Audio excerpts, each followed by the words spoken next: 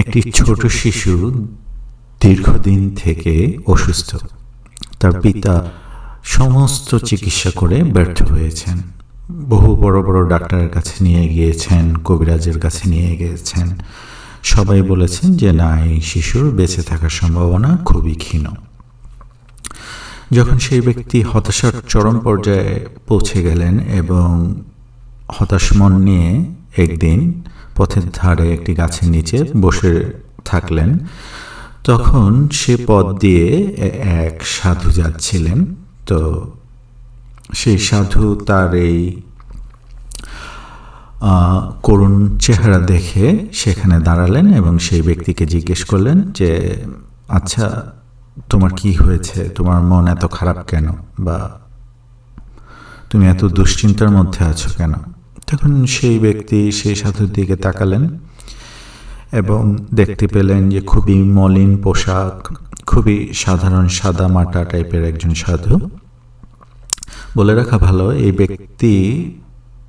ব্যক্তির তেমন ধর্মকর্মে বিশ্বাস ছিল না এবং তিনি কখনোই কোনো ধর্মীয় গুরু বা কোনো ধর্মীয় প্রতিষ্ঠানে যাননি। তো সেই ব্যক্তি এমনি খেয়ালিভাবে বললেন তার সমস্যার কথা, যে তার একমাত্র সন্তান শিশু, সে দীর্ঘদিন থেকে অসুস্থ এবং কোনো চিকিৎসাই কাজে আসছে না এবং সবাই জানিয়ে দিয়েছে যে বেঁচে থাকার আশা খুব ক্ষীণ। তখন সেই সাধু তার সমস্ত কথা মনোযোগ দিয়ে শুনলেন, শুনে বললেন যে তোমার ছেলে বেঁচে থাকবে এবং সে তোমার থেকেও বেশি আয়ু পাবে যদি তুমি আমার কথা মতো কাজ করো। এবং আমার কথা শুনে হয়তো তোমার তা করতে ইচ্ছে করবে না, কিন্তু আমি তোমাকে প্রতিশ্রুতি দিতে পারি যে তুমি আমার কথা অনুযায়ী কাজ যদি করো, তোমার শিশু তোমার থেকেও বেশি আয়ু পাবে। তখন সেই ব্যক্তি বললেন হ্যাঁ, আমি করব। তখন সেই সাধু ব্যক্তিটি বললেন যে আচ্ছা ঠিক আছে, তুমি তো এখন বলছো করবে, কিন্তু পরে হয়তো তুমি করবে না। সুতরাং তোমার এই পৃথিবীতে সব থেকে প্রিয় যে জিনিস বা যা, তোমার তার কসম খেয়ে বলতে হবে যে তুমি আমি যা বলবো তা অক্ষরে অক্ষরে পালন করবে। তো সেই লোক কিছুক্ষণ চিন্তা করে বলল যে আমার তো এই পৃথিবীতে সব থেকে প্রিয় হচ্ছে আমার সন্তান। তো সাধু বলল হ্যাঁ, তবে তোমার সন্তানের কসম খেয়েই বলো যে আমি যা বলবো তুমি তা অক্ষরে অক্ষরে পালন করবে, তবেই তোমার শিশু তোমার থেকেও দীর্ঘ আয়ু পাবে। তখন সেই ব্যক্তি কিছুক্ষণ চিন্তা করলেন এবং বললেন যে আচ্ছা ঠিক আছে, আমি করব। তখন সাধু ব্যক্তিটি বললেন যে তুমি এখন বাসায় যাবে, গিয়ে তোমার ছেলেটির সঙ্গে দেখা করবে, শিশুটির সঙ্গে দেখা করে তার কানে কানে বলবে যে বাবা, তোমাকে আমি একটি খুব গোপন কথা বলতে চাই, কিন্তু আমি একটি জরুরি কাজে বাইরে যাচ্ছি, যখনই আমি আসব এসে আমি তোমাকে কথাটি বলবো, তুমি আমার জন্য অপেক্ষা করবে। তো ব্যক্তিটি রাজি হয়ে গেলেন এবং জিজ্ঞেস করলেন যে আমি আমার ছেলেকে ফিরে এসে কি গোপন কথা বলবো। তখন সাধু ব্যক্তিটি বললেন যে তুমি কি গোপন কথা বলবে সেটা আমি তোমাকে বলে দিব, আমি তোমাকে যেখানে পাঠাবো সেখান থেকে ফিরে আসবার পর। তো ব্যক্তিটি বলল যে আমার কোথায় যেতে হবে। সাধু বললেন যে তোমাকে অমুক জায়গায় গিয়ে অমুক লোককে এই কথাটি বলে আসতে হবে এবং সম্পূর্ণ যাওয়া আসা তোমাকে হেঁটে গিয়ে করতে হবে। তখন সেই ব্যক্তি বলল আচ্ছা ঠিক আছে। তো সেই সাধু তাকে বলল গন্তব্যের কথা। তো লোকটি শুনলেন এবং লোকটির কথা মতো বাসায় গেলেন, শিশুটির সঙ্গে দেখা করে বললেন কানে কানে যে বাবা, তোমাকে আমি খুব গোপন একটি কথা বলতে চাই, কিন্তু এখন বলবো না, আমি ফিরে এসে বলবো, তুমি কিন্তু আমার জন্য অপেক্ষা করবে। শিশুটি বলল ঠিক আছে আব্বু, আমি তোমার জন্য অপেক্ষা করব। তো লোকটি তার প্রয়োজনীয় জিনিসপত্র নিয়ে বেরিয়ে গেলেন। তো যত পথে চলতে থাকেন মানুষকে জিজ্ঞেস করেন, মানুষ বলেন যে এই পথে যাও, এই পথে যাও, এই পথে যাও। এইভাবে করতে করতে 1 সপ্তাহ, 2 সপ্তাহ, 1 মাস, 2 মাস, 10 মাস, 1 বছর হয়ে যায়। 1 বছর হয়ে যাবার পর সেই লোকটি সেখানে যায়, গন্তব্যে পৌঁছায় এবং ওই লোকটিকে, যে লোকের কথা বলা হয়েছে, একটি কথা বলে আবার ফেরত আসতে থাকে। ফেরত আসতে আসতে আরও 1 বছর কেটে যায়। তো ফেরত এসে লোকটি সবচেয়ে প্রথম সাধুর কাছে যাবেন না তার শিশুর কাছে যাবেন, কারণ ডাক্তাররা বলে দিয়েছিল যে শিশু বেশি দিন বাঁচবে না। তো সেই লোকটি খুবই দ্রুততার সঙ্গে বাসায় যায়। বাসায় গিয়ে দেখে তার ছেলে দিব্যি খেলছে, দৌড়াদৌড়ি করছে। সে ভীষণ খুশি হয়ে যায় এবং বলে যে তুমি বাবা খেলাধুলা করছো, দৌড়াদৌড়ি করছো, তুমি ভালো হয়ে গিয়েছো। তখন ছেলেটি হেসে বলে, হ্যাঁ আমি ভালো হয়ে গিয়েছি, কিন্তু বাবা তুমি তোমার প্রতিশ্রুতি কিন্তু রক্ষা করতে হবে। তখন ওই লোকটি বলে, কি প্রতিশ্রুতি? বললো, তুমি যাবার আগে বলেছো যে তুমি আমাকে খুব গোপন একটি কথা বলবে, তো এখন তোমাকে সেই গোপন কথাটি বলতে হবে। তো তখন লোকটি বললে, সাধুর কথা মনে হয়, এবং লোকটি বলে যে হ্যাঁ আমি তোমাকে গোপন কথাটি বলবো, আমি যাই এক জায়গায় ফিরে এসে। তখন ছেলেটি বলে, না তুমি গেলে আর ফেরত আসতে অনেক সময় লাগে, সুতরাং আমিও তোমার সঙ্গে যাব। তো লোকটি ছেলেটিকে নিয়ে সাধুর সঙ্গে দেখা করেন।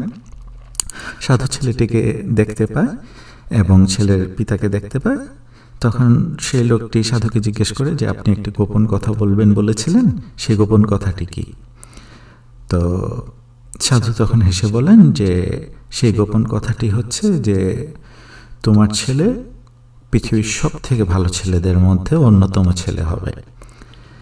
তো এই কথা শুনে ছেলেটিও খুশি হয় এবং লোকটিও খুশি হয়। তারপর সাধু লোকটিকে বলে যে তোমার ছেলেকে একটু খেলতে বলো, ওখানে গিয়ে আমি তোমাকে কিছু কথা বলতে চাই। তো তখন লোকটি ছেলেকে খেলতে পাঠিয়ে দেয়। পাঠানোর পর সাধুকে জিজ্ঞেস করে যে বলুন কি বলবেন। তো তখন সাধু লোকটিকে বলে যে তুমি এবং তোমার সন্তান দুজনই যখন ডাক্তারদের কথা শুনতে যে তোমার ছেলে বাঁচবে না, বা শিশুটি যখন চিন্তা করতো সে বাঁচবে না, কন্টিনিউয়াসলি তার ব্রেনে শুধু এটাই থাকতো সব সময়ের জন্য যে সে বাঁচবে না, সে অসুস্থ। তুমিও ভাবতে সে অসুস্থ, সেও ভাবতো সে অসুস্থ। তার জন্য তার ব্রেন সবসময় তাকে আরও বেশি অসুস্থ করে ফেলতো, কারণ তার ব্রেন এটা বিশ্বাস করতো যে সে বাঁচবে না।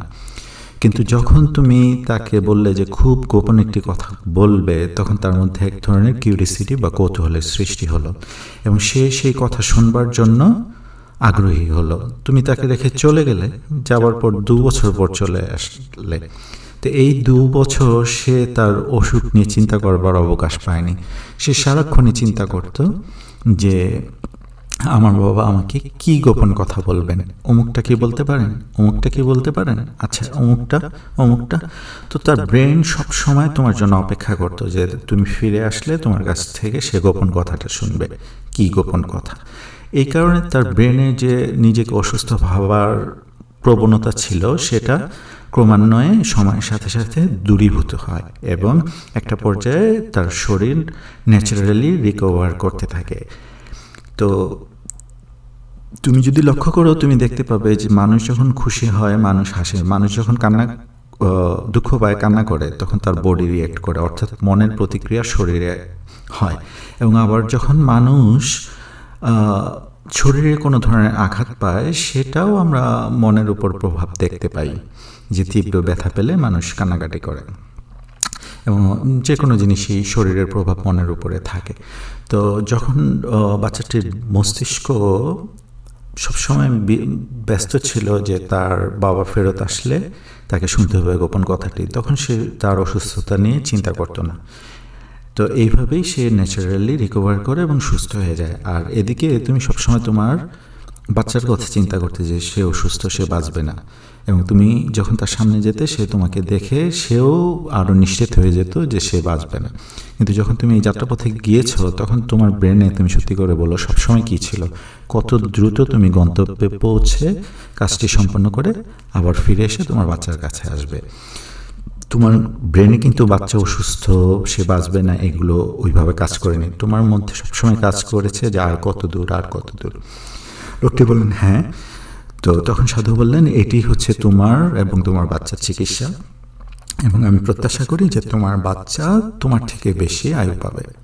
শ্রোতা বন্ধুরা, এতক্ষণ যারা আপনারা ধৈর্য সহকারে এই কথাটি শুনলেন, আশা করি আপনারা এই গল্পের মর্মার্থ বুঝতে পেরেছেন যে মানুষের মন হচ্ছে অতি শক্তিশালী একটি ব্যাপার।